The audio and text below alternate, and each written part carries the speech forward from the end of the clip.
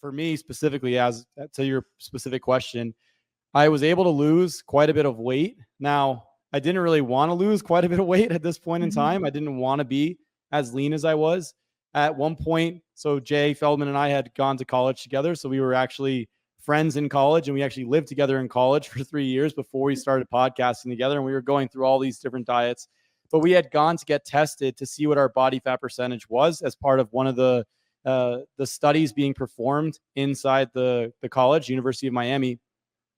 And when we had gotten our body fat levels checked, I think I was like 6% body fat. So, and I wasn't trying to diet. I wasn't going to be stepping on stage in a bodybuilding show. I was just lean because I didn't eat carbs and because I was intermittent fasting. Now, to be fair, I also had significantly less lean mass than I have right now, which is one of the problems that we'll talk about. And so that was one of the big components. The second, so it does help with weight loss. It can make you quite lean. That is true of both keto, carnivore, and intermittent fasting, and especially if you combine them together. We'll talk about why that's the case and if that's the optimal way to do it. Then the next thing is, and this one I think is, unanimous for most people, my mental clarity in the morning during a fast was top notch. So I would wake up probably way earlier than I wanted to, right, like 5 or 6 a.m. because I couldn't sleep all the way through the night. We'll talk about the problems there. And I would have really good mental clarity, and I would have really good motivation and drive to do things with the fast. And so that was another benefit that I had received with fasting. The third one was the benefits on GI health. So before I was into any of the low carb sphere or the fasting, keto, any of this type of stuff, I tried plant-based and I tried bodybuilding diets. And both of those were kind of okay in a bunch of different areas, but I was getting a lot of digestive issues, especially on plant-based. And that's because I didn't tolerate legumes and grains and things like this, and some of the nuts and seeds very well. So I was always dealing with bloating and gas, and my bowel habits were kind of all over the place. So when I started to do intermittent fasting, I actually felt like the bowels were like kind of empty, that kind of empty feeling that a lot of people describe and like, oh, this is great.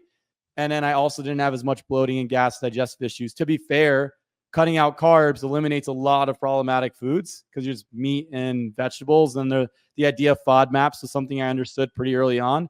So that type of stuff made a huge difference as well. So it wasn't just the fasting, but the fasting also helped there. So from a digestive standpoint, from mental clarity standpoint in the morning, and then from a weight loss and leanness standpoint, things that actually improved when I did these specific diets.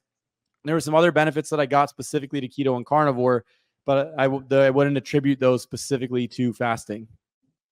So one thing I want to just add, because all of those benefits I experienced as well. One of the best benefits was my hunger signals. If I wasn't able to eat until 8 p.m., I could wait, no problem. But if I could eat at 5 p.m., great, no problem.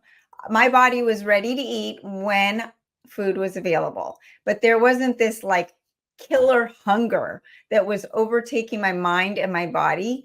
Whereas I have to admit, now that I'm not intermittent fasting, if I don't eat dinner, I have to have a snack at a certain time or I will get hangry and you don't want to be around me. So that is something that I'm playing with now and trying to figure out how to take care of that, because intermittent fasting does allow that mental strength and just the ability to not have those hunger signals. And yes, it helps with the GI. That I definitely experienced that. The mental focus, amazing. If I was going to do a podcast, if I was going to do, sit down and write an article, I always worked better if I was fasted. All of that was really good. And then, but the problem was muscle mass, right?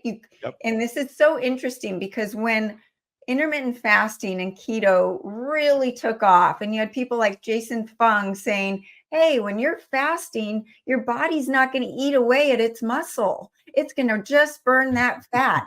And it was such a great selling point, right? And I have someone in my life who's done an extended fast, did a body scan afterwards, and lost a lot of muscle during it. not a lot of